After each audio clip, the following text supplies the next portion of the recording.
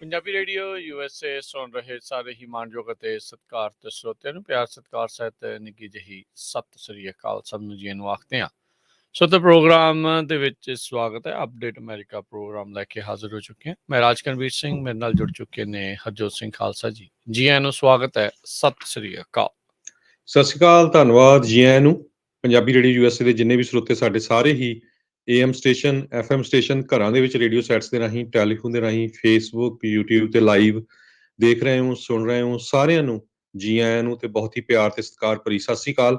ਸਰੋਤਿਓ, ਅੱਜ ਮਾਰਚ ਦੀ 28 ਤਰੀਕ ਆ, ਦਿਨ ਸੋਮਵਾਰ ਆ ਤੇ ਤੁਹਾਡੇ ਲਈ ਅਪਡੇਟ ਅਮਰੀਕਾ ਪ੍ਰੋਗਰਾਮ ਲੈ ਕੇ ਹਾਜ਼ਰ ਹੋਏ ਹਾਂ। ਪ੍ਰੋਗਰਾਮ ਸ਼ੁਰੂ ਕਰਨ ਤੋਂ ਪਹਿਲਾਂ ਸਾਡੇ ਅੱਜ ਦੇ ਸਪਾਂਸਰਸ ਉਹਨਾਂ ਦਾ ਧੰਨਵਾਦ। ਖਾਲਸਾ ਇੰਸ਼ੋਰੈਂਸ ਏਜੰਸੀ, ਜਿਨ੍ਹਾਂ ਦੇ ਕੋਲੋਂ ਤੁਸੀਂ ਹਰ ਇੱਕ ਤਰੀਕੇ ਦੀ ਇੰਸ਼ੋਰੈਂਸ ਕਰਵਾ ਸਕਦੇ ਹੋ। ਇੰਸ਼ੋਰੈਂਸ ਬਾਰੇ ਪਤਾ ਕਰਨ ਲਈ ਕਾਲ ਕਰ ਸਕਦੇ ਹੋ 408-272-2500 4082722500। Manjit Singh, Narinder Kaur Kular, Avtar Singh Manjal Clovis, Amarjit Singh Stockton, Nachhatar Singh Sangha Clovis, Satnam Singh, Amarjit Singh Dosanjh, Sunny Purewal Yuba City, Paramjit Singh Deol Fresno, Lakhvir Singh Samra Texas, Kamaljit Singh Makhan Daulatpuria Stockton, Onkar Singh Fresno, Major Singh Sidhu, Vinder Singh Dhaliwal, Hardial Singh, Inderjit Kaur Dhaliwal Bakersfield, Jassi Gill, Gurnam Singh, Darshan Singh, Charanjit Singh Bakersfield, Harjit Singh Lathrop, Karnail Singh Randhawa Sacramento, Antelope truck stop Burns Wyoming, ਟੇਡਕੀਆਣਾ ਇਮੀਗ੍ਰੇਸ਼ਨ ਲਾ ਫਰਮ, ਇਮੀਗ੍ਰੇਸ਼ਨ ਦਾ ਹੋਵੇ ਕਿਸੇ ਵੀ ਤਰੀਕੇ ਦਾ ਕੰਮ, ਕਾਲ ਅਟਰਨੀ ਜੇ ਟੇਡਕੀਆਣਾ 415-909-0503। ਇਹਨਾਂ ਸਾਰਿਆਂ ਦਾ ਧੰਨਵਾਦ। ਜੇਕਰ ਤੁਸੀਂ ਜਾਂ ਕੋਈ ਹੋਰ ਕਾਰੋਬਾਰ ਇਸ ਪ੍ਰੋਗਰਾਮ ਨੂੰ ਸਪਾਂਸਰ ਕਰਨਾ ਚਾਹੁੰਦੇ ਹੋ, ਸੰਪਰਕ ਕਰ ਸਕਦੇ ਹੋ ਨੰਬਰ 408-722-7698 ਦੇ ਉੱਤੇ। ਜੀ, ਅੱਜ ਦੀਆਂ ਖਬਰਾਂ ਵੱਲ ਆਈਏ। ਪ੍ਰੈਜ਼ੀਡੈਂਟ ਜੋ ਬਾਈਡਨ ਹੁਣਾਂ ਨੇ ਸ਼ਨੀਚਰਵਾਰ ਨੂੰ ਵਾਰਸਾ ਦੇ ਵਿੱਚ ਇੱਕ ਇਕੱਠ ਦੇ ਸਾਹਮਣੇ ਆਪਣੇ ਬਿਆਨ ਦੇ ਦਿੱਤੇ ਪਈ ਹੁਣ ਰਸ਼ੀਆ ਦਾ ਪ੍ਰੈਜ਼ੀਡੈਂਟ ਪੁਟਿਨ ਉਹ ਨਹੀਂ ਹੋਣਾ ਚਾਹੀਦਾ। ਸੋ ਉਸ ਤੋਂ ਬਾਅਦ ਜਿਹੜੇ ਆ ਦੋਨਾਂ ਮੁਲਕਾਂ ਦੇ ਵਿੱਚ ਬਿਆਨਬਾਜ਼ੀ ਬਹੁਤ ਗਰਮਾ ਗਈ ਹੈਗੀ ਆ। ਕਹਿੰਦੇ ਵੀ ਪ੍ਰੈਜ਼ੀਡੈਂਟ ਪੁਟਿਨ ਦਾ ਜਿਹੜਾ ਰੂਲ ਆ ਉਹ ਖਤਮ ਹੋਣਾ ਚਾਹੀਦਾ। ਕ੍ਰੈਮਲਨ ਨੇ ਇਹ ਕਿਹਾ ਵੀ ਇਹ ਬਹੁਤ ਹੀ ਜਿਹੜਾ ਗਲਤ ਬਿਆਨ ਪ੍ਰੈਜ਼ੀਡੈਂਟ ਬਾਈਡਨ ਵੱਲੋਂ ਦਿੱਤਾ ਗਿਆ ਹੈਗਾ ਆ, ਵੀ ਇਹ ਬਿਆਨ ਇੱਕ ਤਰ੍ਹਾਂ ਨਾਲ ਅਲਾਰਮਿੰਗ ਹੈਗਾ। ਯੂਨਾਈਟਿਡ ਸਟੇਟਸ ਪਲੇ ਵੀ ਕਰ ਰਿਹਾ ਇਸ ਰਿਮਾਰਕਸ ਦੇ ਵਿੱਚ। ਤੇ ਡੈਰੀ ਪੈਸਕਾ, ਇਹ ਰਸ਼ੀਆ ਦੇ ਹੈਗੇ, ਕਹਿੰਦੇ ਪਈ ਹੁਣ ਲੱਗਦਾ ਵੀ ਇਹ ਲੜਾਈ ਲੰਮੀ ਚੱਲੂਗੀ। 22 ਸਾਲ ਹੋ ਗਏ ਪੁਟਿਨ ਨੂੰ ਰਾਜ ਕਰਦੇ ਹੋਏ ਰਸ਼ੀਆ ਦੇ ਵਿੱਚ, ਤੇ ਯੂਕਰੇਨ ਦੇ ਵਿੱਚ ਜਿਸ ਤਰ੍ਹਾਂ ਕਤਲੇਆਮ ਕੀਤਾ ਗਿਆ, ਜਿਸ ਤਰ੍ਹਾਂ ਮਿਜ਼ਾਈਲ ਸਿੱਟੀਆਂ ਗਈਆਂ ਆ, ਸੋ ਹੁਣ ਲਗਭਗ ਪੂਰਾ ਵੈਸਟ ਇਕੱਠਾ ਹੋ ਗਿਆ ਹੈਗਾ ਰਸ਼ੀਆ ਦੇ ਉਲਟ। ਰਸ਼ੀਅਨ ਟੀਵੀ ਦੇ ਉੱਤੇ ਇਸ ਤਰ੍ਹਾਂ ਦੇ ਜਿਹੜੇ ਬਿਆਨ ਆ ਪ੍ਰੈਜ਼ੀਡੈਂਟ ਬਾਈਡਨ ਦੇ, ਉਹਨਾਂ ਦੇ ਬਾਰੇ ਕੋਈ ਡਿਸਕਸ਼ਨ ਜ਼ਿਆਦਾ ਨਹੀਂ ਹੋਈ ਹੈਗੀ। ਤੇ ਪ੍ਰੈਜ਼ੀਡੈਂਟ ਪੁਟਿਨ ਰਸ਼ੀਆ ਦੇ ਆ, ਉਹਨਾਂ ਨੇ ਹਜੇ ਤੱਕ ਕੋਈ ਕਮੈਂਟ ਨਹੀਂ ਕੀਤਾ ਇਸ ਪ੍ਰੈਜ਼ੀਡੈਂਟ ਬਾਈਡਨ ਉਹਨਾਂ ਦੇ ਰਿਮਾਰਕ ਦੇ ਸੰਬੰਧ ਵਿੱਚ ਜੋ ਉਹਨਾਂ ਨੇ ਕਿਹਾ ਹੈਗਾ। ਤੇ ਸਟੇਟ ਟੀਵੀ ਦੇ ਉੱਤੇ ਜਿਹੜਾ ਰਸ਼ੀਅਨ ਅਕੈਡਮੀ ਆਫ ਸਾਇੰਸਸ ਦੇ ਪ੍ਰੈਜ਼ੀਡੈਂਟ ਇੱਕ ਹੈਗੇ ਅਲੈਗਜ਼ੈਂਡਰ ਸਰਗੇਵ, ਉਹ ਕਹਿ ਰਹੇ ਆ ਵੀ ਕਾਰਬਨ ਮੋਲਸਸ ਨੂੰ ਉਹ ਇਕੱਠੇ ਕਰ ਰਹੇ ਆ ਜਿਹੜਾ ਆਰਟੀਫਿਸ਼ੀਅਲ ਇੰਟੈਲੀਜੈਂਸ ਯੂਜ਼ ਕਰਨ ਦੇ ਲਈ, ਤਾਂ ਕਿ ਐਨਸ਼ੀਐਂਟ ਜਿਹੜੇ ਤਿਬਤਨ ਮੈਨੂਸਕ੍ਰਿਪਟਸ ਹੈਗੇ ਆ ਉਹਨਾਂ ਨੂੰ ਪੜ੍ਹਿਆ ਜਾ ਸਕੇ। ਪ੍ਰੈਜ਼ੀਡੈਂਟ ਬਾਈਡਨ ਨੇ ਸਿੱਧਾ ਹੀ ਇਹ ਕਿਹਾ ਆ ਵੀ ਪੁਟਿਨ ਦਾ ਜਿਹੜਾ ਆ ਰਜੀਮ ਆ ਉਹ ਚੇਂਜ ਹੋਣਾ ਚਾਹੀਦਾ। ਹੁਣ ਦੇਖਦੇ ਆ ਇੰਟਰਨਲੀ ਕਿੰਨਾ ਇਹਦੇ ਤੇ ਅਸਰ ਪੈਂਦਾ ਹੈ। ਡਮਿਟਰੀ ਮੈਡਵੀਟ ਜਿਹੜੇ ਹੈਗੇ ਆ, ਉਹਨਾਂ ਨੇ 2008 ਤੋਂ ਲੈ ਕੇ 2012 ਤੱਕ ਪ੍ਰੈਜ਼ੀਡੈਂਟ ਪੁਟਿਨ ਦੇ ਅੰਡਰ ਕੰਮ ਕੀਤਾ ਹੈਗਾ, ਤੇ ਉਹਨਾਂ ਨੇ ਕਿਹਾ ਆ ਵੀ ਜੇ ਰਸ਼ੀਆ ਦੇ ਪ੍ਰੈਜ਼ੀਡੈਂਟ ਪੁਟਿਨ ਨੂੰ ਸਾਈਡ ਤੇ ਕੀਤਾ ਜਾਂਦਾ ਤੇ ਉਹ ਬਹੁਤ ਇੱਕ ਖਤਰਨਾਕ ਚੀਜ਼ ਹੋਊਗੀ, ਕਿਉਂਕਿ ਅੱਜ ਦੀ ਤਰੀਕ ਦੇ ਵਿੱਚ ਰਸ਼ੀਆ ਸਭ ਤੋਂ ਵੱਧ ਰਸ਼ੀਆ ਦੇ ਕੋਲ ਨਿਊਕਲੀਅਰ ਵੈਪਨ ਹੈਡਸ ਹੈਗੇ ਆ। ਸੋ ਪਤਾ ਨਹੀਂ ਉਹਨਾਂ ਤੋਂ ਬਾਅਦ ਕਿਹੜਾ ਆਊਗਾ, ਪਰ ਪੁਟਿਨ ਨੇ ਆਪਣਾ ਜਿਹੜਾ ਕਬਜ਼ਾ ਆ ਇਸ ਹਿਸਾਬ ਨਾਲ ਏਦਾਂ ਕਨਸਟੀਟਿਊਸ਼ਨ ਨੂੰ ਚੇਂਜ ਕੀਤਾ ਸੀ ਉਸਨੇ 2020 ਦੇ ਵਿੱਚ, ਇਸ ਹਿਸਾਬ ਨਾਲ ਸੈੱਟ ਕੀਤਾ ਆ ਵੀ ਉਹ 2 ਹੋਰ ਟਰਮ 6-6 ਸਾਲ ਰਹਿ ਸਕਦਾ ਆ। 70 ਸਾਲਾਂ ਦਾ ਪੁਟਿਨ ਹੋ ਗਿਆ ਤੇ 2036 ਤੱਕ ਉਹ ਸਰਵ ਕਰ ਸਕਦਾ ਹੈਗਾ। ਜੀ ਉਹਨੇ ਆਪਣੇ ਮਰਨ ਤੱਕ ਜਿਹੜਾ ਪੂਰਾ ਸੰਨਿਆਸ ਤੋਂ ਪਹਿਲਾਂ ਤੱਕ ਪੂਰਾ ਸੈਟਿੰਗ ਜਿਹੜੀ ਉਹ ਕਰਕੇ ਰੱਖੀ ਹੈਗੀ ਆ। ਸਾਰੇ ਜਣੇ ਇਹ ਕਹਿ ਰਹੇ ਸੀਗੇ ਵੀ ਇਹ ਜਿਹੜੇ 9 ਸ਼ਬਦ ਰਾਸ਼ਟਰਪਤੀ ਬਾਈਡਨ ਨੇ ਬੋਲੇ ਆ, ਇਹ ਅਨਸਕ੍ਰਿਪਟਡ ਜਿਹੜੇ ਸੀਗੇ, of the fly, of the cough ਕਹਿੰਦੇ ਆ ਬੋਲ ਗਏ ਆ। ਤੇ ਉਸ ਨੂੰ ਲੈ ਕੇ ਹੁਣ ਕਾਫੀ ਮਾਹੌਲ, ਜਿੱਦਾਂ ਤੁਸੀਂ ਕਿਹਾ, ਵੀ ਪੂਰੀ ਤਰ੍ਹਾਂ ਗਰਮਾ ਚੁੱਕਾ ਆ। ਉੱਦਾਂ ਇਸ ਦੇ ਬਾਰੇ ਜੇ ਹੋਰ ਅਪਡੇਟਸ ਕਰਦੇ ਜਾਈਏ, ਰੂਸ ਤੇ ਯੂਕਰੇਨ ਦੇ ਦਰਮਿਆਨ ਜਿਹੜੀ ਚੱਲ ਰਹੀ ਯੁੱਧ ਆ, ਉਸ ਦੇ ਵਿੱਚ ਯੂਕਰੇਨ ਦੇ ਰਾਸ਼ਟਰਪਤੀ ਵਲਾਦੀਮੀਰ ਜ਼ੈਲੈਂਸਕੀ, ਉਹਨਾਂ ਨੇ ਕਿਹਾ ਵੀ ਉਹ ਬਗੈਰ ਕਿਸੇ ਦੇਰੀ ਤੋਂ ਪੀਸ ਦੇ ਲਈ, ਸ਼ਾਂਤੀ ਦੇ ਲਈ ਗੱਲਬਾਤ ਕਰਨ ਦੇ ਲਈ ਤਿਆਰ ਹੈਗਾ ਆ। ਪਰ ਉਹਨਾਂ ਨੇ ਕਿਹਾ ਵੀ ਅਸੀਂ ਯੂਕਰੇਨ ਦੀ ਪੂਰੀ ਸੋਵਰਨਿਟੀ, ਯਾਨੀ ਕਿ ਸਾਰੇ ਦਾ ਸਾਰਾ ਹਿੱਸਾ ਆਪਣੇ ਕੋਲ ਰੱਖਣਾ ਚਾਹੁੰਦੇ ਹਾਂ। ਅਸੀਂ ਨਿਊਟਰੈਲਿਟੀ ਦੇ ਵੱਲ ਵੱਧ ਸਕਦੇ ਹਾਂ, ਯਾਨੀ ਕਿ ਨਾਟੋ ਦਾ ਮੈਂਬਰ ਬਣਨ ਦੀ ਇੱਛਾ ਨੂੰ ਪੂਰਨ ਤੌਰ ਦੇ ਉੱਤੇ ਤਿਆਗ ਕੇ ਨਿਊਟਰਲ ਜਿਹੜੀ ਆ ਇਸ ਮਾਮਲੇ ਵਿੱਚ, ਨਾਟੋ ਦੇ ਸੰਬੰਧ ਦੇ ਵਿੱਚ ਉਹ ਰਹਿਣ ਦੇ ਲਈ ਰਾਜੀ ਹੈਗੇ ਆ। ਉਧਰ ਕ੍ਰੈਮਲਿਨ, ਮਾਸਕੋ ਨੇ ਇਹਨਾਂ ਦੋਨਾਂ ਲੀਡਰਾਂ ਦੇ ਵਿਚਕਾਰ, ਪੁਤਿਨ ਤੇ ਜ਼ੈਲੈਂਸਕੀ ਦੇ ਦਰਮਿਆਨ ਜਿਹੜੀ ਕੋਈ ਮੀਟਿੰਗ ਦੀ ਚਰਚਾ ਆ, ਉਸ ਦੇ ਉੱਤੇ ਪੱਕਿਆਂ ਜਿਹੜਾ ਵਿਰਾਮ ਲਾ ਦਿੱਤਾ। ਕਹਿੰਦੇ ਵੀ ਹਾਲ ਦੀ ਘੜੀ ਇੱਦਾਂ ਦੀ ਕੋਈ ਮੀਟਿੰਗ ਹੋਣ ਦੀ ਸੰਭਾਵਨਾ ਨਹੀਂ ਹੈਗੀ। ਉੱਥੇ ਦੀ ਇੱਕ ਨਿਊਜ਼ਪੇਪਰ ਰਸ਼ੀਆ ਦਾ ਨੋਵਾਇਓ ਗੈਜ਼ੇਟਾ, ਜਿਹੜਾ ਕਿ ਉੱਥੇ ਇੱਕ ਨੋਬਲ ਲਿਓਰਟ ਦੇ ਦੁਆਰਾ ਚਲਾਇਆ ਜਾਂਦਾ ਆ, ਉਸ ਦੇ ਉੱਤੇ ਕ੍ਰੈਕਡਾਊਨ ਤੋਂ ਬਾਅਦ ਦੇ ਵਿੱਚ ਕਹਿੰਦੇ ਆ ਉਹਨਾਂ ਨੇ ਵੀ ਆਪਣਾ ਕੰਮਕਾਜ ਆ ਉਹ ਸਸਪੈਂਡ ਕਰ ਦਿੱਤਾ ਆ, ਉਹ ਬੰਦ ਕਰ ਦਿੱਤਾ ਹੈਗਾ ਆ। ਸੋ ਹੁਣ ਅੱਗੇ ਦੇਖੋ ਕੀ ਹੈਗਾ ਆ। ਯੂਕਰੇਨ ਨੇ ਇਹ ਬਿਆਨ ਦਿੱਤਾ ਆ ਵੀ ਜਿਹੜੇ ਸਿਵਿਲੀਅਨ ਇਵੈਕੂਏਸ਼ਨਸ, ਹਿਊਮੈਨਿਟੇਰੀਅਨ ਕੋਰੀਡੋਰਸ ਦੇ ਜ਼ਰੀਏ ਕੀਤੀਆਂ ਜਾ ਰਹੀਆਂ ਸੀ, ਉਹਨਾਂ ਦੇ ਉੱਤੇ ਉਹ ਵਿਰਾਮ ਲਾਇਆ ਆ, ਕਿਉਂਕਿ ਉਹਨਾਂ ਨੇ ਕਿਹਾ ਵੀ ਰੂਸ ਦਾ ਕਹਿੰਦੇ ਕੋਈ ਪਤਾ ਨਹੀਂ ਆ, ਉਹ ਹਮਲੇ ਜਿਹੜੇ ਆ ਉਹਨਾਂ ਥਾਵਾਂ ਦੇ ਉੱਤੇ ਵੀ ਕਰੀ ਜਾ ਰਹੇ ਆ ਜਿੱਥੇ ਲੋਕਾਂ ਨੂੰ ਸੁਰੱਖਿਅਤ ਕੱਢਣ ਦੀਆਂ ਕੋਰੀਡੋਰ ਬਣਾਏ ਹੈਗੇ ਆ। ਮੈਰੀਪੋਲ ਦਾ ਜਿਹੜਾ ਮੇਅਰ ਆ, ਉਹ ਇਸ ਟਾਈਮ ਕਹਿੰਦੇ ਵੀ ਬੜੀ ਮਾੜੀ ਸਥਿਤੀ ਦੇ ਵਿੱਚ ਫਸਿਆ ਪਿਆ ਆ। ਅੱਧਿਓਂ ਵੱਧ ਲੋਕ ਆਲਰੇਡੀ ਉਸ ਸ਼ਹਿਰ ਨੂੰ ਛੱਡ ਕੇ ਜਾ ਚੁੱਕੇ ਨੇ ਤੇ ਹਿਊਮੈਨਿਟੇਰੀਅਨ ਕੈਟਾਸਟ੍ਰੋਫ ਜਿਹੜਾ ਉਹ ਬਣਦਾ ਜਾ ਰਿਹਾ ਆ। ਬੀਤੇ ਵੀਕਐਂਡ ਦੇ ਉੱਤੇ ਰੂਸ ਦਾ ਇੱਕ ਬਿਆਨ ਜਿਹੜਾ ਉਹ ਆਇਆ ਸੀ, ਉਹਨਾਂ ਨੇ ਕਿਹਾ ਵੀ ਜਿਹੜਾ ਕੀਵ ਰਾਜਧਾਨੀ ਦੇ ਉੱਤੇ ਅਸੀਂ ਜਿਹੜੇ ਹਮਲੇ ਕਰ ਰਹੇ ਸੀਗੇ, ਉਹ ਸਿਰਫ ਤੇ ਸਿਰਫ ਇੱਕ ਪਰਦੇ ਦੇ ਪਿੱਛੇ ਇੱਕ ਕੰਮ ਕਰਨ ਦੇ ਲਈ ਉਹ ਕੀਤਾ ਜਾ ਰਿਹਾ ਸੀਗਾ। ਜਿਹੜਾ ਕਿ ਡੋਨਬਾਸ ਦਾ ਇਲਾਕਾ ਆ, ਉਸ ਨੂੰ ਪੂਰਨ ਤੌਰ ਤੇ ਹਥਿਆਉਣ ਦੇ ਲਈ ਕੀਵ ਦੇ ਉੱਤੇ ਹਮਲਾ ਕੀਤਾ ਜਾ ਰਿਹਾ ਸੀ, ਤਾਂ ਜੋ ਯੂਕਰੇਨ ਦਾ ਜ਼ੋਰ ਆ ਸਾਰਾ ਉਧਰ ਉਸ ਨੂੰ ਬਚਾਉਣ ਤੇ ਲੱਗੇ ਤੇ ਅਸੀਂ ਉਸ ਇਲਾਕੇ ਨੂੰ ਆਪਣੇ ਅਧੀਨ ਕਰ ਦਈਏ।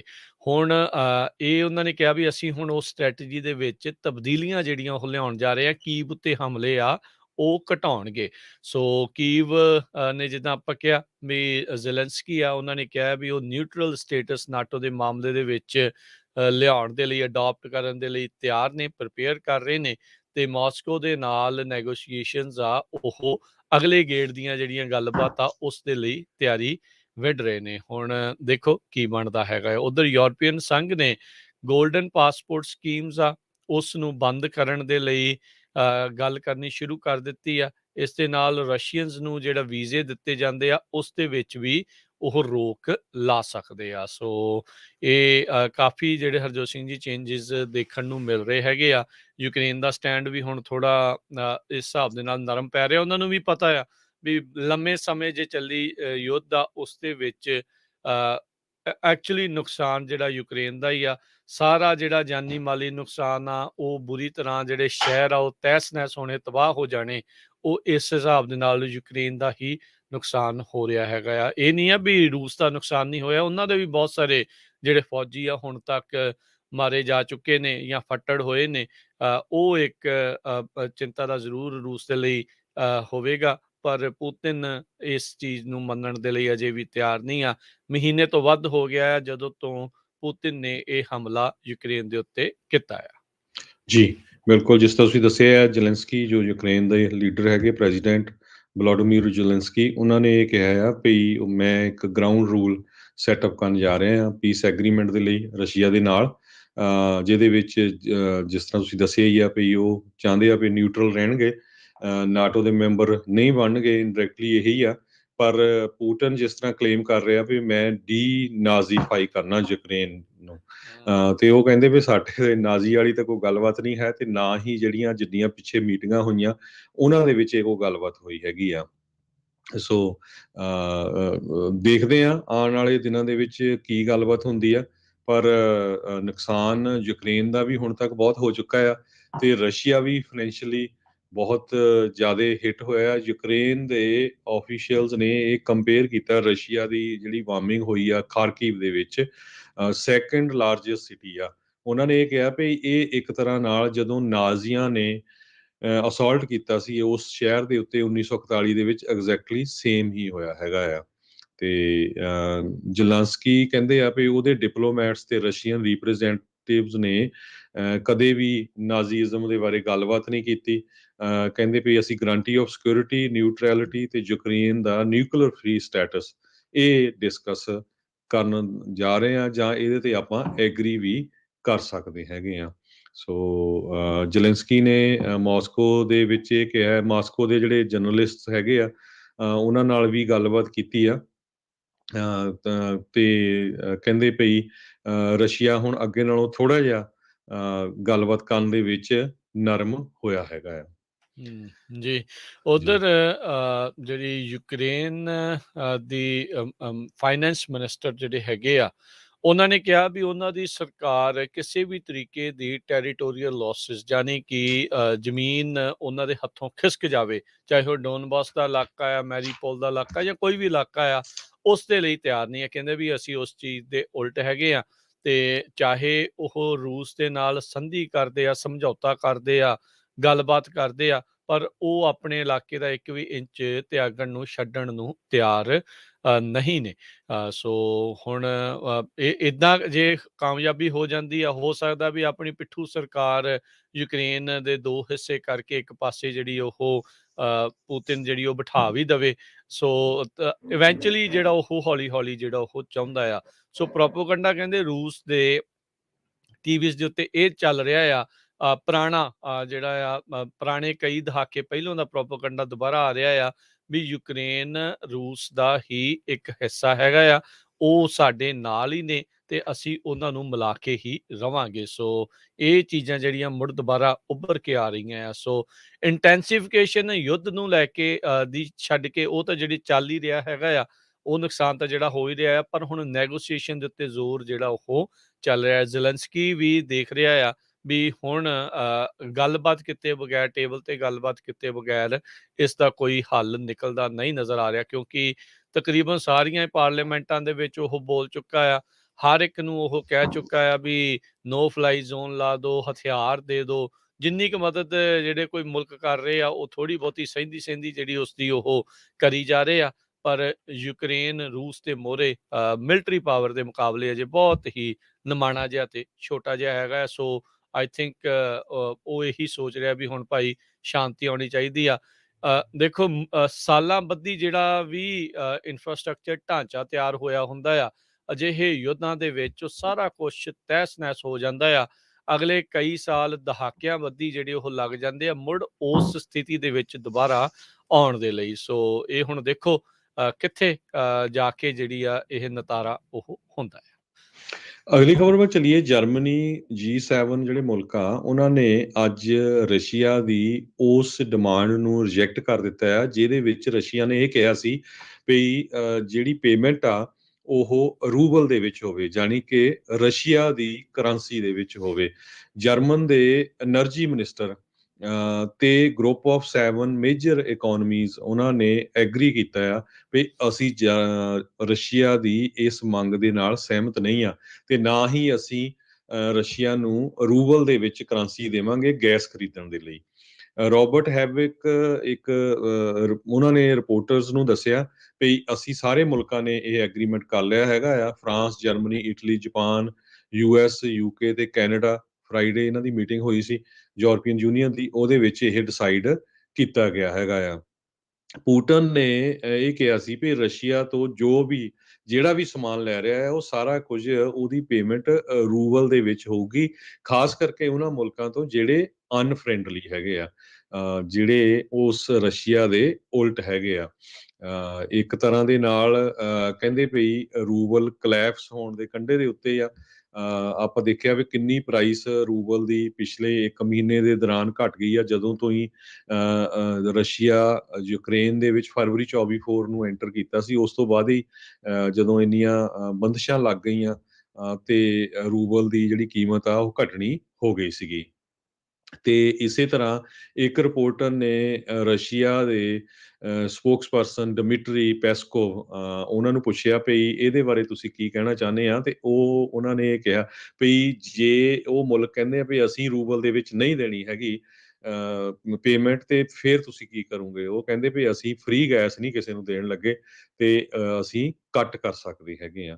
ਸੋ ਸਿਚੁਏਸ਼ਨ ਯੂਰਪ ਦੇ ਵਿੱਚ ਵੀ ਬਹੁਤ ਖਤਰਨਾਕ ਹੋਈ ਆ। ਯੂਰਪ ਦੇ ਕਈ ਮੁਲਕ 70% ਤੋਂ ਵੱਧ ਜਿਹੜੀ ਨੈਚੁਰਲ ਗੈਸ ਆ ਉਹ ਰਸ਼ੀਆ ਤੋਂ ਲੈਂਦੇ ਆ। ਪਰ ਪਿਛਲੇ ਦਿਨਾਂ ਦੇ ਵਿੱਚ ਪ੍ਰੈਜ਼ੀਡੈਂਟ ਜੋ ਬਾਈਡਨ ਹੋਣਾ ਨੇ ਐਗਰੀਮੈਂਟ ਸਾਈਨ ਕੀਤਾ ਆ ਵੀ ਯੂਐਸ ਸਪਲਾਈ ਕਰੂਗਾ, ਪਰ ਉੱਥੇ ਤੱਕ ਪਹੁੰਚਣ ਦੇ ਲਈ ਵੀ ਜਿਹੜਾ ਟਾਈਮ ਲੱਗਣਾ ਹੈਗਾ। ਸੋ ਕਿਉਂਕਿ ਪ੍ਰਾਈਸਾਂ ਕੀਮਤਾਂ ਇੰਨੀਆਂ ਜ਼ਿਆਦਾ ਹੋ ਗਈਆਂ ਆ। ਆਪਾਂ ਤਾਂ ਦੇਖ ਹੀ ਰਹੇ ਹਾਂ ਯੂਐਸਏ ਦੇ ਵਿੱਚ ਗੈਸ ਦੀ ਪ੍ਰਾਈਸ ਤਾਂ $6 ਨੂੰ ਹੋਈ ਹੋ ਆ, ਕੈਲੀਫੋਰਨੀਆ 'ਚ ਤਾਂ, ਪਰ ਯੂਰਪ ਦੇ ਵਿੱਚ ਹੋਰ ਵੀ ਜ਼ਿਆਦਾ ਜਿਹੜੀ ਮਹਿੰਗੀ ਆ।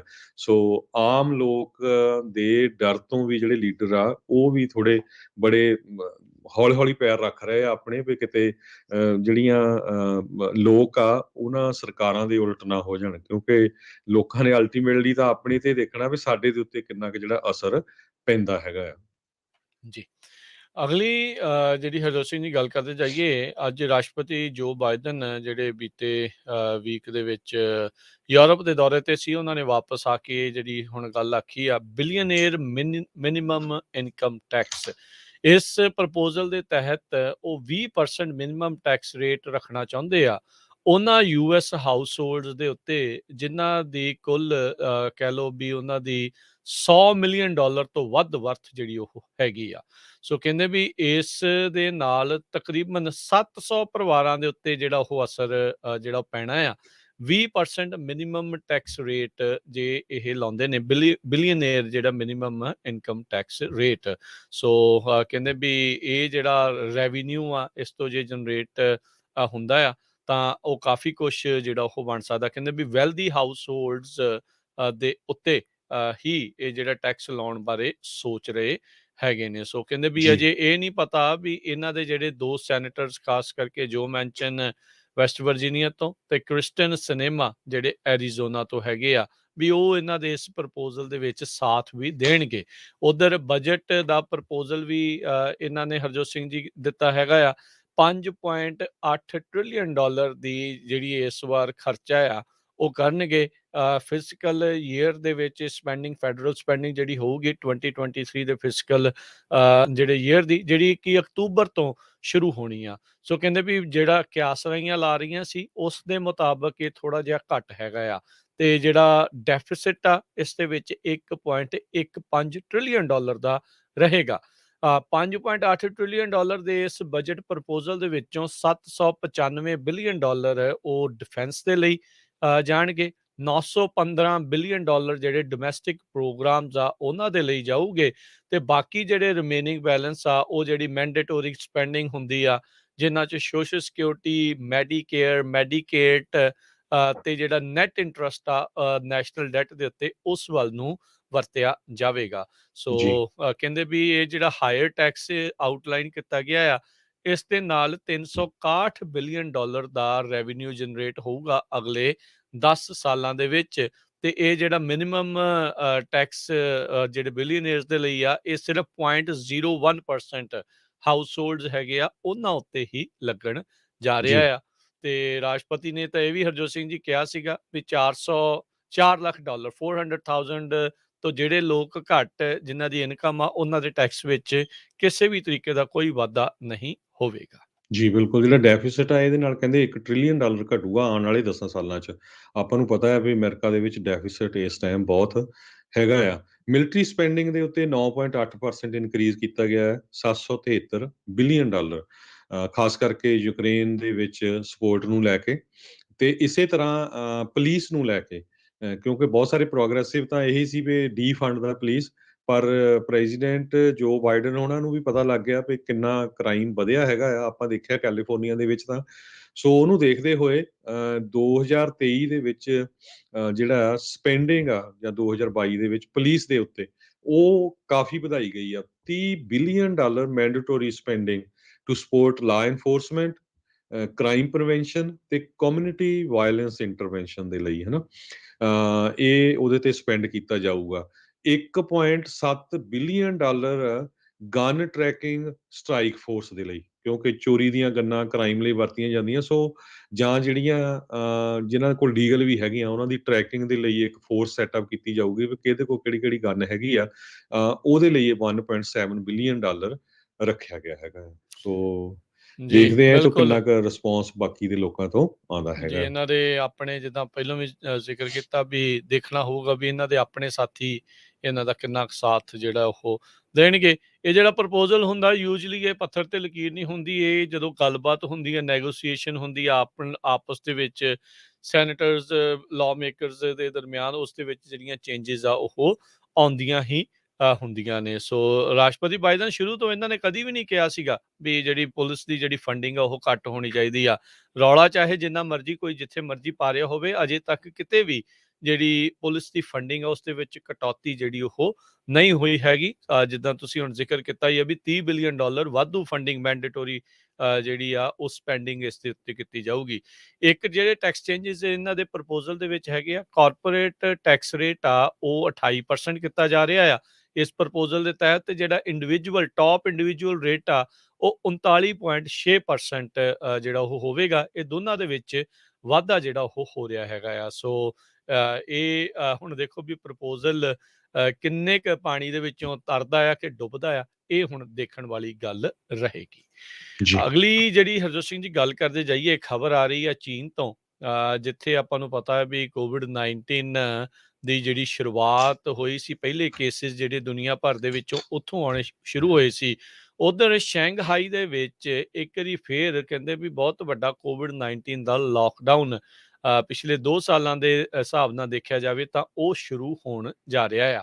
ਚੀਨ ਦੇ ਦੁਆਰਾ ਜ਼ੀਰੋ ਕੋਵਿਡ ਸਟ੍ਰੈਟਜੀ ਦੇ ਤਹਿਤ ਆਲਰੇਡੀ ਬਹੁਤ ਵਾਰੀ ਮਿਲੀਅਨਸ ਆਫ ਲੋਕਾਂ ਨੂੰ ਘਰਾਂ ਦੇ ਵਿੱਚ ਰਾਤੋਂ ਰਾਤ ਤਾੜਨ ਦੀਆਂ ਜਿਹੜੀਆਂ ਯੋਜਨਾਵਾਂ ਆ ਉਹ ਲੈ ਕੇ ਆਈਆਂ ਜਾਂਦੀਆਂ ਨੇ। ਹੁਣ ਸ਼ੈਂਘਾਈ ਜਿਹੜੀ ਚਾਈਨਾ ਦੀ ਫਾਈਨੈਂਸ਼ੀਅਲ ਆਰਥਿਕ ਰਾਜਧਾਨੀ ਮੰਨੀ ਜਾਂਦੀ ਹੈ ਤੇ ਸਭ ਤੋਂ ਵੱਡਾ ਸ਼ਹਿਰ ਆ, ਜਿੱਥੇ 26 ਮਿਲੀਅਨ ਲੋਕ ਰਹਿੰਦੇ ਆ, ਉਹਨਾਂ ਦੇ ਵਿੱਚ ਹੁਣ ਲਾਕਡਾਊਨ ਸ਼ੁਰੂ ਹੋਣ ਜਾ ਰਿਹਾ ਆ। 2020 ਦੇ ਵਿੱਚ 76 ਦਿਨਾਂ ਦੇ ਲਈ ਇਹ ਲੋਕਾਂ ਨੂੰ ਪਹਿਲੋਂ ਘਰਾਂ ਦੇ ਵਿੱਚ ਬੰਦ ਕਰਕੇ ਰੱਖ ਦਿੱਤਾ ਗਿਆ ਸੀਗਾ। ਸੋ ਇੱਥੋਂ ਇਹ ਲੱਗ ਰਿਹਾ ਹਰਜੋਤ ਸਿੰਘ ਜੀ, ਚੀਨ ਦੇ ਵਿੱਚ ਇੱਕ ਵਾਰੀ ਦੁਬਾਰਾ ਜਿਹੜੇ COVID-19 ਦੇ ਕੇਸਿਸ ਵਧਣੇ ਜਿਹੜੇ ਉਹ ਸ਼ੁਰੂ ਹੋ ਰਹੇ ਆ, ਤੇ ਹੁਣ ਕਹਿੰਦੇ ਵੀ 2 ਫੇਜ਼ਿਸ ਦੇ ਵਿੱਚ ਸਿਟੀ ਦੇ ਹਿਸਾਬ ਦੇ ਨਾਲ ਲਾਕਡਾਊਨ ਆ ਉਹ ਕੀਤਾ ਜਾ ਰਿਹਾ ਆ। ਵੂਹਾਨ ਇਲਾਕੇ ਦੇ ਵਿੱਚ ਜਿਹੜੀ ਸੈਂਟਰਲ ਸਿਟੀ ਰਹੀ ਸੀਗੀ, ਜਿੱਥੇ ਸਭ ਤੋਂ ਸਖਤ ਇਹਨਾਂ ਨੇ ਜ਼ੀਰੋ ਕੋਵਿਡ ਸਟ੍ਰੈਟਜੀ ਦੇ ਤਹਿਤ ਲਾਕਡਾਊਨ ਲਾ ਕੇ ਰੱਖੇ ਸੀਗੇ। ਸੋ ਕਹਿੰਦੇ ਵੀ ਘਰਾਂ ਦੇ ਵਿੱਚ ਲੋਕਾਂ ਨੂੰ ਰਾਸ਼ਨ ਪਾਣੀ ਆ ਉਹ ਪਹੁੰਚਾਇਆ ਜਾਊਗਾ। ਚੈੱਕ ਪੁਆਇੰਟਸ ਜਿਹੜੇ ਉਹ ਲੱਗਣਗੇ ਵੀ ਕਿਸੇ ਵੀ ਦੁਨੀਆ ਦੇ ਹੋਰ ਹਿੱਸੇ ਦੇ ਨਾਲ ਇਹਨਾਂ ਲੋਕਾਂ ਦਾ ਉਹ ਗੱਲਬਾਤ ਆ ਉਹ ਨਾ ਹੋਵੇ। ਸਾਰੇ ਆਫਿਸਿਸ ਤੇ ਬਿਜ਼ਨਸਿਸ ਉਹ ਜਿਹੜੇ ਕੰਸੀਡਰਡ ਨਹੀਂ ਹੈਗੇ ਐਸੈਂਸ਼ੀਅਲ, ਉਹਨਾਂ ਨੂੰ ਬੰਦ ਕਰ ਦਿੱਤਾ ਜਾਊਗਾ ਤੇ ਪਬਲਿਕ ਟਰਾਂਸਪੋਰਟ ਵੀ ਉੱਥੇ ਸਸਪੈਂਡ ਜਿਹੜਾ ਉਹ ਰਹੇਗਾ, ਜਿੰਨੀ ਦੇਰ ਤੱਕ ਸ਼ੈਂਘਹਾਈ ਦੇ ਲਾਕਡਾਊਨ ਦੇ ਵਿੱਚ ਰਹੂਗਾ। ਜੀ, ਈਸਟਰਨ ਸਾਈਡ ਆਫ ਹੰਗਪੂ ਰਿਵਰ, ਜਿਹੜੀ ਕਿ ਸ਼ੰਘਾਈ ਸ਼ਹਿਰ ਨੂੰ 2 ਹਿੱਸਿਆਂ ਦੇ ਵਿੱਚ ਡਿਵਾਈਡ ਕਰਦੀ ਆ। ਕਹਿੰਦੇ ਵੀ ਇਹ ਦੋਨੋਂ ਪਾਸੇ ਮੰਡੇ ਤੋਂ ਲੈ ਕੇ ਫਰਾਈਡੇ ਤੱਕ ਸ਼ਟ ਡਾਊਨ ਰਹਿਣਗੇ। ਕੋਵਿਡ ਟੈਸਟਿੰਗ ਬਹੁਤ ਜ਼ੋਰਾਂ ਸ਼ੋਰਾਂ ਨਾਲ ਹੋ ਰਹੀ ਆ। ਮੈਟਰੋਪੋਲੀਟਨ 25 ਮਿਲੀਅਨ ਲੋਕ ਰਹਿੰਦੇ ਆ ਤੇ ਹੌਟ ਸਪੌਟ ਬਣਿਆ ਹੋਇਆ ਹੈਗਾ। ਸੋ ਪ੍ਰੈਜ਼ੀਡੈਂਟ ਜ਼ੀ ਜਿਨਪਿੰਗ ਉਹ ਕਹਿੰਦੇ ਆ ਵੀ ਮੈਂ ਆਫੀਸ਼ੀਅਲਸ ਨੂੰ ਰਿਕੁਐਸਟ ਕੀਤੀ ਆ ਵੀ ਜਿੰਨੀ ਵੀ ਜਲਦੀ ਇਹਦੇ ਤੇ ਕੰਟਰੋਲ ਹੋ ਸਕਦਾ, ਕੰਟਰੋਲ ਹੋਣਾ ਚਾਹੀਦਾ ਹੈਗਾ ਆ। ਗਵਰਨਮੈਂਟ ਨੇ ਲਾਕਡਾਊਨ ਤਾਂ ਨਹੀਂ ਰੂਲਡ ਆਊਟ ਕੀਤਾ, ਪਰ ਸ਼ਟਡਾਊਨ ਇੱਕ ਤਰ੍ਹਾਂ ਦੇ ਨਾਲ ਪੂਰਾ ਕੀਤਾ ਗਿਆ ਹੈਗਾ ਆ। 3450 ਜਿਹੜੇ ਕੇਸਿਸ ਆ ਉਹ ਸ਼ੰਘਾਈ ਦੇ ਵਿੱਚ ਐਤਵਾਰ ਨੂੰ ਰਿਪੋਰਟ ਕੀਤੇ ਗਏ ਆ, ਜੋ ਕਿ 70% ਬਣਦੇ ਆ ਟੋਟਲ ਕੇਸਿਸ ਦੇ ਵਿੱਚੋਂ। ਚਾਈਨਾ ਦੀ ਨੈਸ਼ਨਲ ਹੈਲਥ ਕਮਿਸ਼ਨ ਨੇ 5134 ਕੇਸਿਸ ਰਿਪੋਰਟ ਕੀਤੇ ਸੀਗੇ। ਸੋ ਹਜੇ ਵੀ ਚਾਈਨਾ ਦੇ ਵਿੱਚ ਕਰੋਨਾ ਜਿਹੜੀ ਆ ਕੰਟਰੋਲ ਨਹੀਂ ਆ ਰਹੀ। ਆਪਾਂ ਦੇਖਿਆ ਆ ਵੀ ਹਾਂਗਕਾਂਗ ਦੇ ਵਿੱਚ ਵੀ ਸਿਚੁਏਸ਼ਨ ਬੁਰੀ ਆ। ਕਹਿੰਦੇ ਵੀ ਇੱਕ ਟਾਈਮ ਤਾਂ ਹਾਂਗਕਾਂਗ ਦੇ ਵਿੱਚ ਜਿਹੜੇ ਕਫਨਸ ਆ ਉਹ ਘਟ ਗਏ ਸੀ, ਬਾਕਸਿਸ ਘਟ ਗਏ ਸੀ, ਕੇਸ ਇੰਨੇ ਜ਼ਿਆਦਾ ਵੱਧ ਗਏ ਹੈਗੇ ਆ। ਸੋ ਜਿਹੜੀ ਲੋਕਡਾਊਨ ਕਰਨ ਦੀ ਜਿਹੜੀ ਨੀਤੀ ਆ ਚਾਈਨਾ ਦੀ, ਉਹ ਬੜੀ ਸਟਰੋਂਗ ਆ। ਆਪਾਂ ਦੇਖਿਆ ਜਿਹੜੇ ਵੀ ਸ਼ਹਿਰ 'ਚ ਕੁਛ ਕੇਸ ਵੀ ਆਉਂਦੇ ਆ, ਉਹ ਇਮੀਡੀਏਟਲੀ ਪੂਰੇ ਦੇ ਪੂਰੇ ਸ਼ਹਿਰ ਨੂੰ ਲੋਕਡਾਊਨ ਕਰ ਦਿੰਦੇ ਹੈਗੇ ਆ। ਜੀ ਬਿਲਕੁਲ। ਜੀ, ਤੇ ਤੇ ਹਰਜੀਤ ਸਿੰਘ ਜੀ ਆਪਾਂ ਇੱਕ ਬ੍ਰੇਕ ਲਈਏ। ਬ੍ਰੇਕ ਲਈਏ। ਜੀ ਬਿਲਕੁਲ, ਇੱਕ ਬ੍ਰੇਕ ਲੈਂਦੇ ਹਾਂ ਤੇ ਸਰੋਤਿਓ ਬ੍ਰੇਕ ਤੋਂ ਬਾਅਦ ਮੁੜ ਕੇ ਫਿਰ ਵਾਪਸ ਹਾਜ਼ਰ ਹੁੰਦੇ ਆ। ਜੁੜੇ ਰਹੋ ਏਦਾਂ ਹੀ ਪੰਜਾਬੀ ਰੇਡੀਓ USA ਦੇ ਨਾਲ।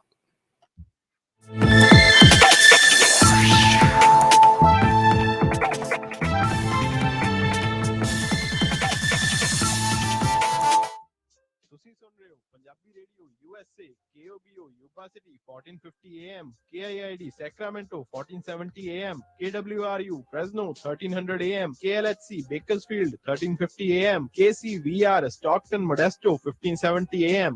R&H ਮਡੇਰਾ ਵਾਲੇ ਇਸ ਮੌਕੇ ਟੀਮ ਟਰੱਕ ਡਰਾਈਵਰਜ਼ ਹਾਇਰ ਕਰ ਰਹੇ ਹਨ। 72 ਸੈਂਟ ਪਰ ਮਾਈਲ ਮਿਲਣਗੇ। ਹੁੱਕ ਐਂਡ ਡ੍ਰੌਪ ਦੇ ਲੋਡ ਹਨ। ਕੈਲੀਫੋਰਨੀਆ ਤੋਂ ਟੈਕਸਸ ਅਤੇ ਫਲੋਰੀਡਾ ਦੀਆਂ ਡੈਡੀਕੇਟਡ ਲੇਨਸ ਹਨ।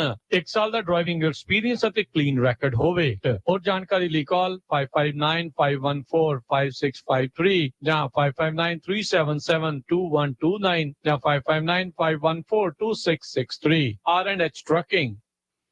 ਤੁਸੀਂ ਸੁਣ ਰਹੇ ਹੋ ਪੰਜਾਬੀ ਰੇਡੀਓ USA। ਤੁਸੀਂ ਆਪਣੀ ਗੱਡੀਆਂ ਦੀ ਇੰਸ਼ੋਰੈਂਸ ਅਖੀਰਲੀ ਵਾਰ ਕਦ ਚੈੱਕ ਕੀਤੀ ਸੀ? ਕੀ ਤੁਹਾਡੀ ਕਵਰੇਜ ਅਤੇ ਰੇਟਸ ਅੱਜ ਦੇ ਹਿਸਾਬ ਦੇ ਨਾਲ ਠੀਕ ਹਨ? ਖਾਲਸਾ ਇੰਸ਼ੋਰੈਂਸ ਏਜੰਸੀ ਪਿਛਲੇ 30 ਸਾਲਾਂ ਤੋਂ 10 ਤੋਂ ਵੱਧ A+ ਰੇਟਡ ਕੰਪਨੀਆਂ ਦੇ ਬ੍ਰੋਕਰ ਹਨ। ਆਪਣੀ ਆਟੋ ਇੰਸ਼ੋਰੈਂਸ ਦੇ ਬਾਰੇ ਸਹੀ ਸਲਾਹ ਲੈਣ ਦੇ ਲਈ ਹੋਰ ਜਾਣਕਾਰੀ ਲਈ ਅੱਜ ਹੀ ਕਾਲ ਕਰੋ 408 272 2500 408 272 2500। ਰੱਖੜਾ ਇਨਕਮ ਟੈਕਸ ਤੇ ਇਮੀਗ੍ਰੇਸ਼ਨ ਇੱਕ ਭਰੋਸੇਮੰਦ ਨਾਮ। ਤੁਸੀਂ ਇਹਨਾਂ ਕੋਲ corporation, business, personal income tax, real estate, ਘਰ ਵੇਚਣਾ ਜਾਂ ਖਰੀਦਣਾ ਹੋਵੇ, ਲਾਈਫ ਇੰਸ਼ੋਰੈਂਸ, ਸੀਨੀਅਰ ਸਿਟੀਜ਼ਨ ਵਾਸਤੇ ਮੈਡੀਕੇਅਰ, ਇਮੀਗ੍ਰੇਸ਼ਨ ਜਿਵੇਂ family petition filing, citizenship, green card, work permit, R1 visa, I-360, adjustment of status, passport renew ਕਰਵਾਉਣਾ ਹੋਵੇ, ਇੰਡੀਆ, ਇੰਗਲੈਂਡ, ਕੈਨੇਡਾ ਦੇ ਲਈ ਵੀਜ਼ਾ ਲਗਵਾਉਣਾ ਹੋਵੇ, IRS ਦਾ ਕੋਈ ਵੀ ਮਸਲਾ ਹੋਵੇ, ਇਹ ਸਾਰੇ ਕੰਮਾਂ ਦੇ ਵਿੱਚ ਤੁਹਾਡੀ ਮਦਦ ਕਰਦੇ ਹਨ। ਟਰੱਕਿੰਗ ਦੀਆਂ ਨਵੀਆਂ ਕੰਪਨੀਆਂ ਅਤੇ ਕਾਰਪੋਰੇਸ਼ਨ ਬਣਾਉਣ ਦੇ ਵਿੱਚ ਤੁਹਾਡੀ ਮਦਦ ਕਰਦੇ ਹਨ। ਕੈਲੀਫੋਰਨੀਆ ਵਿੱਚ ਬਣੇ ਨਵੇਂ ਕਾਨੂੰਨ ਦੇ ਕਾਰਨ ਆਪਣੀ ਕਮਿਊਨਿਟੀ ਦੀ ਮਦਦ ਕਰਨ ਦੇ ਲਈ ਇਹ ਅਕਾਊਂਟਿੰਗ ਅਤੇ ਪੇਰੋਲ ਦੀਆਂ ਸੇਵਾਵਾਂ ਵੀ ਦਿੰਦੇ ਹਨ। Obama Care ਹੈਲਥ ਇੰਸ਼ੋਰੈਂਸ ਵੀ ਤੁਸੀਂ ਇਹਨਾਂ ਤੋਂ ਕਰਵਾ ਸਕਦੇ ਹੋ। ਇਸ ਸਾਲ ਇੰਸ਼ੋਰੈਂਸ ਨਾ ਕਰਾਉਣ ਤੇ ਸਟੇਟ ਆਫ ਕੈਲੀਫੋਰਨੀਆ ਦੇ ਦੁਆਰਾ $695 ਦਾ ਜੁਰਮਾਨਾ ਕੀਤਾ ਜਾਵੇਗਾ। Rakhra tax and immigration 3073 West Ashland Avenue Fresno. Call 5592439200। ਇਹਨਾਂ ਦੀ ਵੈਬਸਾਈਟ rakhrataxservice.com ਤੇ ਜਾ ਕੇ ਅਪਾਇੰਟਮੈਂਟ ਬਣਾ ਸਕਦੇ ਹੋ। VRE licence number 1759633, insurance licence number 0G81976। Fresno ਵਿੱਚ ਬੜੇ ਲੰਮੇ ਸਮੇਂ ਤੋਂ ਤੁਹਾਡੀ ਸੇਵਾ ਦੇ ਵਿੱਚ ਰਾਇਲ ਤਾਜ ਰੈਸਟੋਰੈਂਟ। 25 ਸਾਲ ਤੋਂ ਵੱਧ ਦੇ ਐਕਸਪੀਰੀਅੰਸ ਵਾਲੇ ਕੁੱਕ। ਮੰਗਲਵਾਰ ਤੋਂ ਐਤਵਾਰ ਤੱਕ 15 ਆਈਟਮ ਦਾ ਬਫੇ $9.99 ਚ 100 ਤੋਂ 1000 ਬੰਦੇ ਤੱਕ ਦੀ ਕੇਟਰਿੰਗ ਕਰਦੇ ਹਨ। ਹਰ ਤਰ੍ਹਾਂ ਦੇ ਵੈਜ, ਨਾਨ ਵੈਜ, ਰਾਇਲ ਖਾਣੇ ਦੇ ਲਈ ਯਾਦ ਰੱਖੋ Royal Taj restaurant Fresno, 6735 North First Street Fresno. ਹੋਰ ਜਾਣਕਾਰੀ ਦੀ call Sodhi 5597619641 559 761 9641। Gill immigration consultants. ਇਹਨਾਂ ਤੋਂ ਤੁਸੀਂ family petition, passport, visa, green card, citizenship, affidavit of support, reentry permit, work permit, Indian passport ਲਈ ਸਿਲੰਡਰ ਸਰਟੀਫਿਕੇਟ ਲੈਣਾ, ਰੀਨਿਊ ਕਰਵਾਉਣਾ, OCI ਕਾਰਡ, ਇੰਡੀਆ ਲਈ ਵੀਜ਼ਾ, ਪਾਸਪੋਰਟ ਸਾਈਜ਼ ਫੋਟੋਜ਼ ਤੇ ਨੋਟਰੀ ਦੀਆਂ ਸਰਵਿਸਿਜ਼ ਲੈ ਸਕਦੇ ਹੋ। ਕਾਲ Gurpreet Gill 5594122876 559 412 2876। Address 4709 El Capitan, Suite 103, Fresno, or visit fresnoimmigration.com। क्या बात है, अज तक पछाने नहीं जाते सरकार। ਜਦੋਂ ਵੀ ਮੈਂ SNS ਬਿਊਟੀ ਸਟੂਡੀਓ ਤੋਂ ਤਿਆਰ ਹੁੰਦੀ ਆ ਤੁਸੀਂ ਇਹੀ ਕਹਿੰਦੇ ਹੋ। ਜੀ ਹਾਂ, ਜੇ ਦਿਲ ਕਰੇ ਕੰਪਲੀਮੈਂਟ ਪਾਉਣਾ, ਖੁਦ ਨੂੰ ਸਜਾਉਣਾ ਤਾਂ ਫਿਰ SNS ਬਿਊਟੀ ਸਟੂਡੀਓ ਹੀ ਆਉਣਾ। Threading, waxing, facials, skin treatments, eyelash extension, bridal and non-bridal makeup and hair, ear piercing, teeth whitening, body sculpting and microblading ਤੇ ਹੋਰ ਵੀ ਬਹੁਤ ਕੁਝ। ਇਹ ਸਭ ਸਰਵਿਸਿਜ਼ ਅਵੇਲੇਬਲ ਨੇ SNS beauty studio 6061 East Kings Canyon Road, Suite 105, Fresno. Call 559-570-5832 559 570 5832। ਆਪਣੇ business ਤੇ ਕੰਮਕਾਰ ਨੂੰ ਹੋਰ ਵਧਾਓ। ਪੰਜਾਬੀ ਰੇਡੀਓ USA ਤੇ ਆਪਣੀ ਐਡ ਚਲਾਓ। ਨਵੇਂ ਕਸਟਮਰਸ ਲਈ ਖਾਸ ਪ੍ਰਮੋਸ਼ਨਲ ਆਫਰ ਜੋ ਦਿੰਦੇ ਨੇ ਤੁਹਾਨੂੰ ਤੁਹਾਡੇ ਡਾਲਰ ਦਾ ਜ਼ਿਆਦਾ ਮੁੱਲ। ਵਧੇਰੇ ਜਾਣਕਾਰੀ ਲਈ ਕਾਲ ਕਰੋ 408-272-5200 408-272-5200।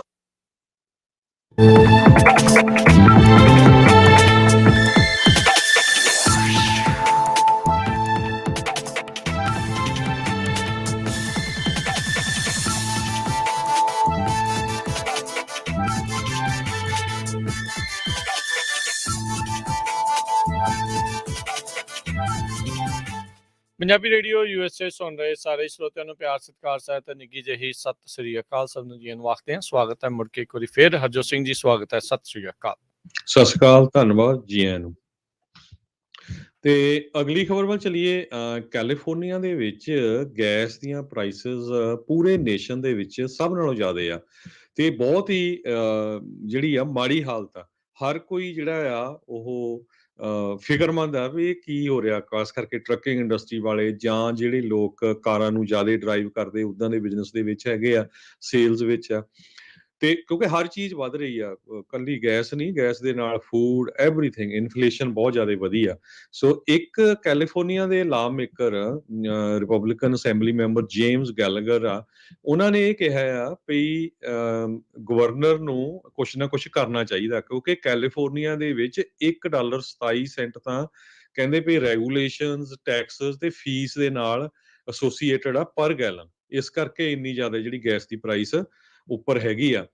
ਗਵਰਨਰ ਗੈਬਨ ਨਿਊਸਮ ਨੇ, ਆਪਾਂ ਤੁਹਾਡੇ ਨਾਲ ਡਿਸਕਸ ਕੀਤਾ ਸੀ ਪਿਛਲੇ ਹਫ਼ਤੇ, ਅਨਾਉਂਸ ਕੀਤਾ ਸੀ ਵੀ ਉਹ $11 ਬਿਲੀਅਨ ਰਿਲੀਫ ਗੈਸ ਦੇ ਮਾਮਲੇ 'ਚ ਦੇਣ ਜਾ ਰਹੇ ਆ, ਜਿਹਦੇ ਵਿੱਚ ਪਬਲਿਕ ਟਰਾਂਸਪੋਰਟੇਸ਼ਨ 3 ਮਹੀਨਿਆਂ ਦੇ ਲਈ ਤੁਹਾਡੇ ਲਈ ਫ੍ਰੀ ਹੋਊਗੀ ਰਾਈਡਸ, ਤੇ 2 ਕਾਰਾਂ ਦਾ $400 ਈਚ ਕਾਰ ਤੁਹਾਨੂੰ ਇੱਕ ਤਰ੍ਹਾਂ ਨਾਲ ਕਾਰਡ ਜਾਂ ਕੁਛ ਨਾ ਕੁਛ ਚੈੱਕ ਕੁਛ ਵੀ ਉਹ ਤੁਹਾਨੂੰ ਭੇਜਿਆ ਜਾਊਗਾ। $400 ਪਰ ਕਾਰ, ਤੇ ਤੁਹਾਡੇ ਨਾਮ ਤੇ ਜੇ 2 ਕਾਰਾਂ ਆ ਤਾਂ 2 ਕਾਰਾਂ ਦੇ ਲੈ ਸਕਦੇ, ਜੇ 2 ਤੋਂ ਵੱਧ ਫੇਰ ਨਹੀਂ ਹੋਣਾ ਹੈਗਾ।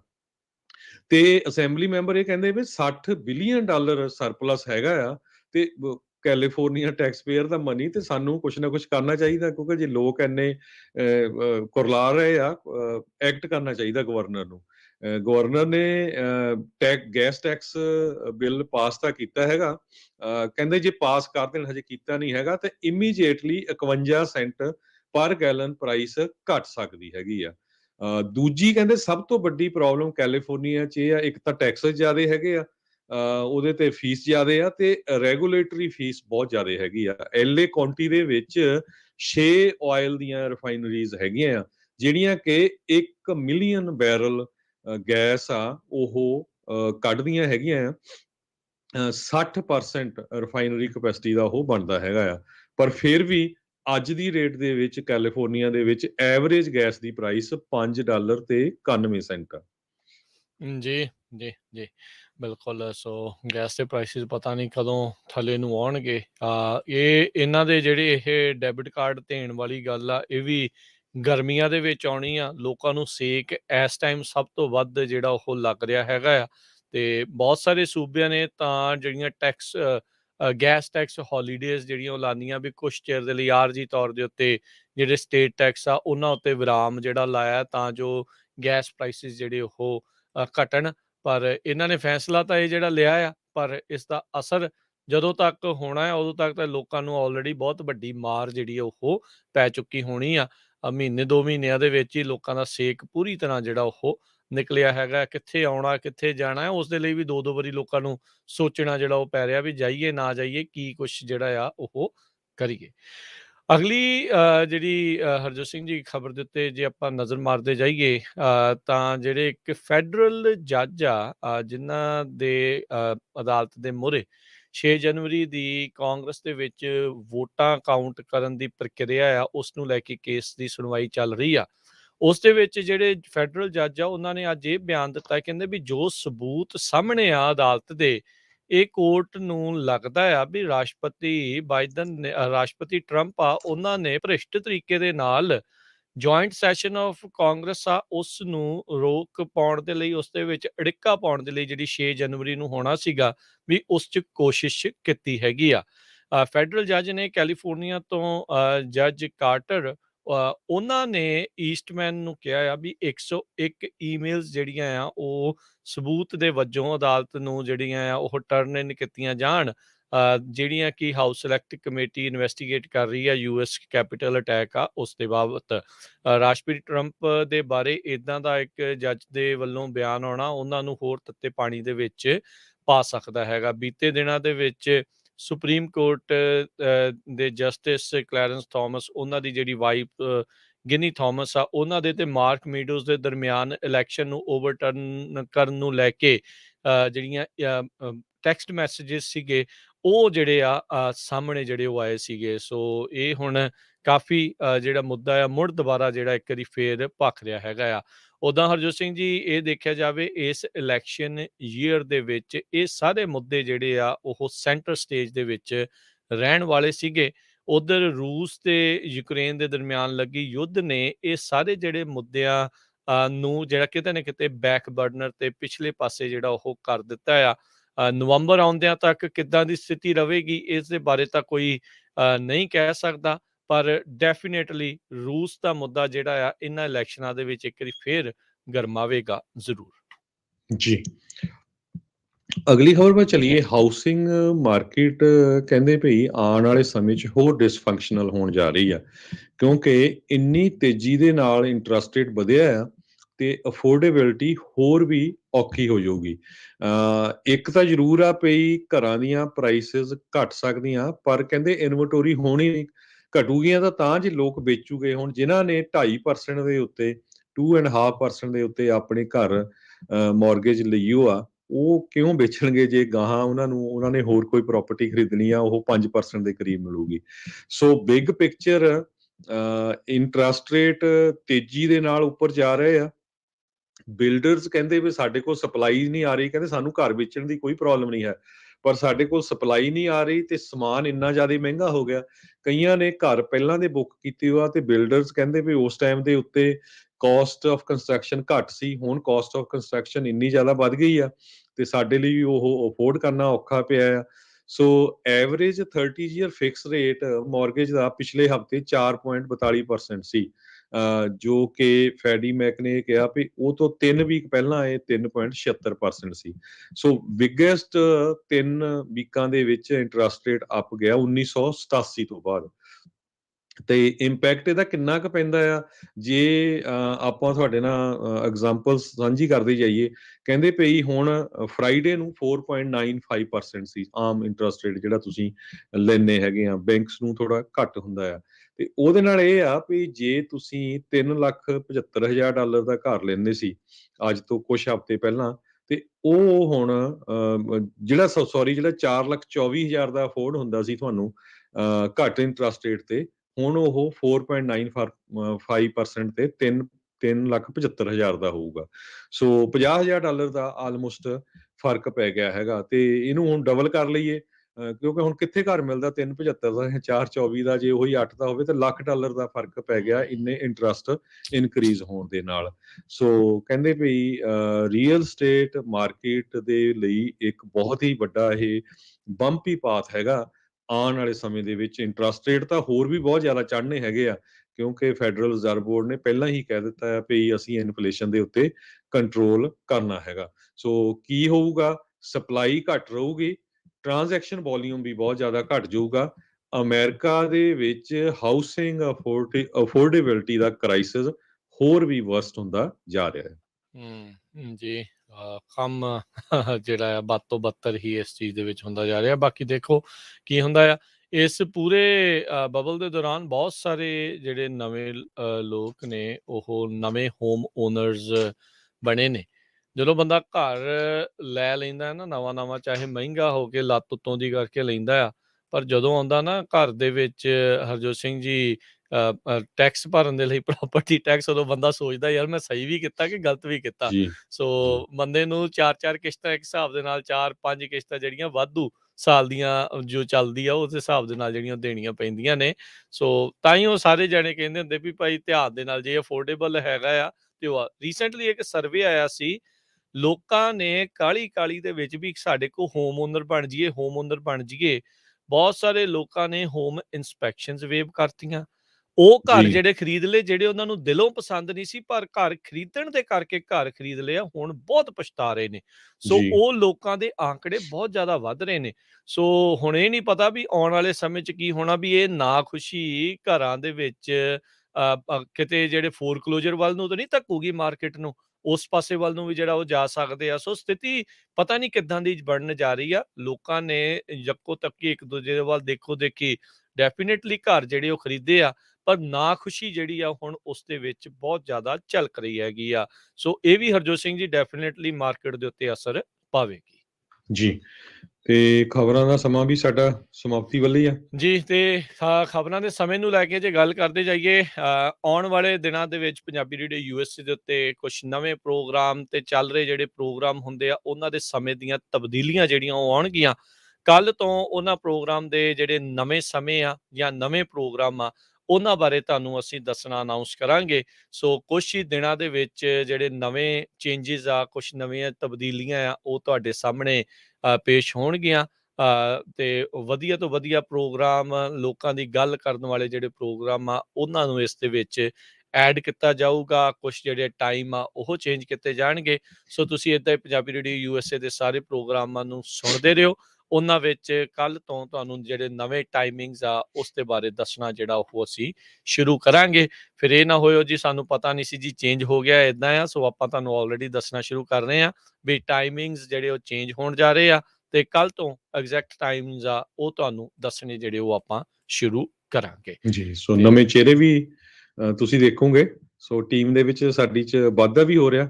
ਸੋ ਵਧੀਆ ਪ੍ਰੋਗਰਾਮ ਆਊਗੇ, ਇਸੇ ਤਰ੍ਹਾਂ ਜੁੜੇ ਰਹੋ। ਜੀ, ਤੇ ਹੁਣ ਆਪਾਂ ਜਿਹੜੇ ਹਰਜੋਤ ਸਿੰਘ ਜੀ ਲੈਂਦੇ ਆ ਜੀ ਇਜਾਜ਼ਤ, ਮੇਰੇ ਰਾਜਕਨਵੀਰ ਸਿੰਘ ਵੱਲੋਂ ਤੇ ਹਰਜੋਤ ਸਿੰਘ ਵੱਲੋਂ ਤੁਹਾਨੂੰ ਸਾਰਿਆਂ ਨੂੰ ਹੀ ਪਿਆਰ, ਸਤਿਕਾਰ ਸਹਿਤ ਨਿੱਘੀ ਜਿਹੀ ਸਤਿ ਸ੍ਰੀ ਅਕਾਲ। ਜਿਉਂਦੇ ਵਾਸਤੇ ਰਹੋ, ਹੱਸਦੇ ਖੇਲਦੇ ਰਹੋ ਤੇ ਸੁਣਦੇ ਰਹੋ ਪੰਜਾਬੀ ਰੇਡੀਓ US USA।